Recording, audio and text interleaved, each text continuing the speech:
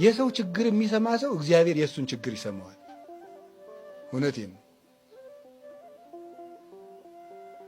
የጌዴዎን ልጅ ቁሞ ምንድን ነበር ያለ? ስምዑኒ ሰባ እስራኤል እግዚአብሔር ይስማዕክሙ። የእስራኤል ሰዎች እኔን ስሙኝ እናንተንም እግዚአብሔር ምን ይበላችኋል? ይስማችኋል። ሰውን ስንሰማ እግዚአብሔር ይሰማል። ሰው ዝም ብላችሁ ሳትፈርዱ ወጉን ሳትተነትኑ መልስ ሳታዘጋጁ ዝም ብላችሁ ጭንቀቱን ስሙት። ያ እኛንም የሚሰማ ሰው ይጥልልናል። መድኃኒዓለም የሰው ችግር መስማት፣ የቤተ ክርስቲያንን ታሪክ መስማት፣ ትምህርት መስማት ጆሮ፣ አይን ደግሞ መጽሐፍ ማገላበጥ። አይን እኮ ኩል አለው ታውቃላችሁ?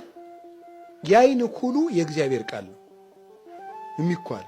አንተ አያለሁ ትላለህ እውር ነህ ይላል ራዕየ ዮሐንስ ምዕራፍ 3 ላይ። አያለሁ ትላለህ እውር ነህ፣ ከእኔ ዘንድ ያለውን ኩል ግዛ አይንህ እንዲጠራልህ ይላል። ያ ኩል ምንድን ነው? ወንጌል ነው። አሁን እኮ መለየት ያለብንን አናውቀው፣ አብሮን መኖር ያለብንን አናውቀው።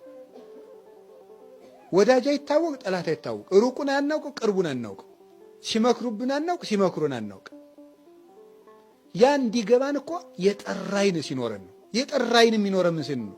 አይናችን ሲኳል ነው። የምንኳለው ምንድን ነው? የክርስቶስን ወንጌል ነው። ያ አይን አጥርተን እንድናይ ያስችለናል።